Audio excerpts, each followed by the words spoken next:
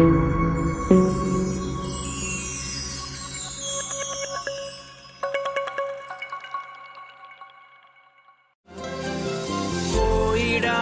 നാം ലോകം മുഴുവനും, പോയിടാം സുവിശേഷവുമായി, പോയിടാം നാം യേശുവിനായി സാക്ഷികളായിടാം, പോയിടാം നാം ലോകം. A reading from the book of 2 Chronicles chapter 24. Josh was 7 years old when he began to reign. He reigned 40 years in Jerusalem. His mother's name was Zibiah of Beersheba. Josh did what was right in the sight of the Lord all the days of the priest Joiada. Joiada got 2 wives for him, and he became the father of his sons and daughters. Some time afterward, Joash decided to restore the house of the Lord. He assembled the priests and the Levites and said to them, "Go out to the cities of Judah and gather money from all Israel to repair the house of your God, year by year, and see that you act quickly." But the Levites did not act quickly. So the king summoned Joiada the chief and said to him, "Why have you not required the Levites to bring in from Judah and Jerusalem the tax levied by Moses, the servant of the Lord, on the congregation of Israel for the 10 of the covenant?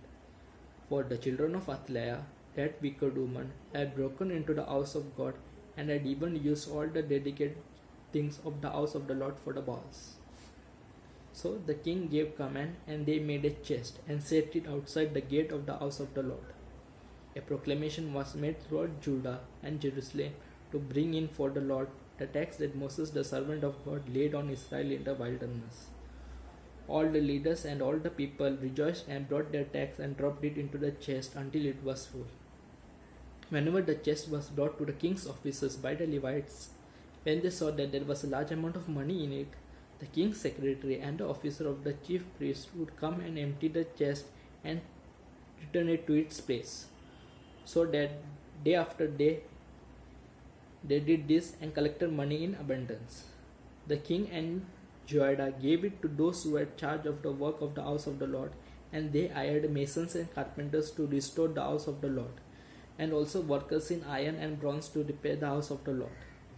So those who were engaged in the work labored, and the repairing went forward at their ends, and they restored the house of God to its proper condition and strengthened it. When they had finished, they brought the rest of the money to the king and Joiada, and with it were made utensils for the house of the Lord, utensils for the service and for the burnt offerings, and ladles and vessels of gold and silver. They offered burnt offerings in the house of the Lord regularly all the days of Joiada. But Joiada grew old and full of days and died. He was 130 years old at his death, and they buried him in the city of David among the kings, because he had done good in Israel and for God and his house. Now after the death of Joiada, the officers of Judah came in and did obeisance to the king. Then the king listened to them. They abandoned the house of the Lord and the God of their ancestors, and served the sacred poles and idols. And wrath came upon Judah and Jerusalem for the guilt of theirs. Yet he sent prophets among them to bring them back to the Lord. They testified against them, but they would not listen. Then the Spirit of God took possession of Zechariah, son of the priest Joiada. He stood above the people and said to them, "Thus says God, why you transgress the commandments of the Lord, so that you cannot prosper? Because you have forsaken the Lord, he also has forsaken you." But they conspired against him, and by the command of the king, they stoned him to death in the court of the house of the Lord. King Josh did not remember the kindness that Joiada, Zechariah's father, had shown him, but killed his son. As he was dying, he said, "May the Lord see and avenge." At the end of the year, the army of Aram came up against Josh. They came to Judah and Jerusalem and destroyed all the officials of the people from among them, and sent all the booty they took to the king of Damascus. Although the army of Aram had come with few men, the Lord delivered into their hand a very great army, because they had abandoned the Lord, the God of their ancestors. Thus they executed judgment on Josh. When they had withdrawn, leaving him severely wounded, his servants conspired against him because of the blood of the son of the priest Joiada, and they killed him on his bed. So he died, and they buried him in the city of David, but they did not bury him in the tombs of the kings.